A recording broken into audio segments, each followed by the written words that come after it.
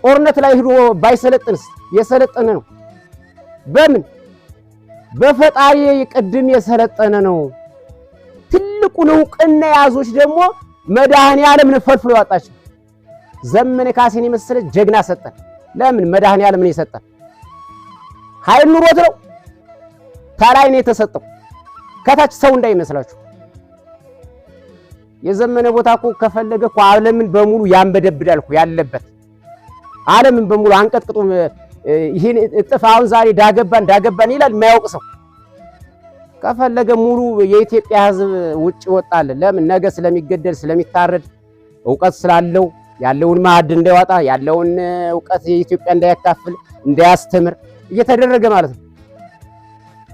ስለዚህ አሁን ግን ይህን የ168 ራዕይ ይዞ የተከተለው ዘመነ ካሴ ጀግናው የሚባለውን ፈጠረ መድኃኔዓለም። ስለዚህ ትግላችን ግን መጨረሻ ላይ ድላችንም አሁን ነው። ድላችንም አሁን ነው። ምንም በረከክበት ምናወራበት ምንሽማቀቅበት ጊዜ አይደለም። ለምን ሙሉ አንደበታችን ሞልቷል። በባዶ እጃችን በከዘራ ወጥቶ እኮ ጥቁር ክላሽን በሙሉ አንግቦታል። ጥቁር ክላሽ ደግሞ ተንቆ ደግሞ አሁን ደግሞ ብሬን መትረጊስ በቁጥር እኮ ደርሷል እኮ። ለምን በከዘራ ገብቶ ማለት ነው። ያ የማን ነው? የመድኃኔዓለም ስሪት ነው። ስለዚህ ደግሞ ባንዳ ደግሞ ምንላቸው ደግሞ አሉ። በጣሊያን ጊዜም አሉ። እኔ ባልማርም ባልደርስም ታሪኩ ስላለኝ ማለት ነው። ስለዚህ ባንዳዎች መጨረሻ ሄደው ምንድነው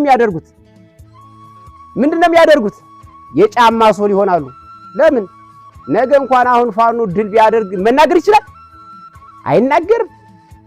ብልጽግና ሳይሆን ስቃይ እንዲያው በቅርቡ ቀን በኃይለ ሥላሴ የተያዘ ባለድሪ መሳሪያ ጥይት እየተዘረፈ እኮ ነው።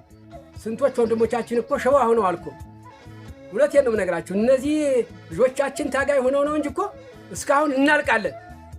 በበንታ ደብር ዙሪያ በዚህ በእኛ ዙሪያ ባጉዝ ዙሪያ የተደረገ ነገር በሩ በቲያቻይታ በተለያየ በወህኒ በሱቢ ሸዋ ሆነው አልኩ ወንድሞቻችን። እና ይሄን እያየን እየሰማን ይመርጣል ብላችሁማ አታስቡ። እንኳን አብይን ቀርቶኝ እውነቴን ነው ሰው አልፈራም። ተተፈጠረ አልመርጠው። ለምን አሁን ያውቃለሁ የሚያርገኝ ምደረገው። ለምን የኃይለ ሥላሴ ባለድሪ እኮ 3 ጥምጥም ጥይት ሏ መሳሪያ ሄዷል። ሰው ሽባ ሆኗል። ግብረ ሰዶም እየተደረገ ነው በዚህ ባጉት ዙሪያ።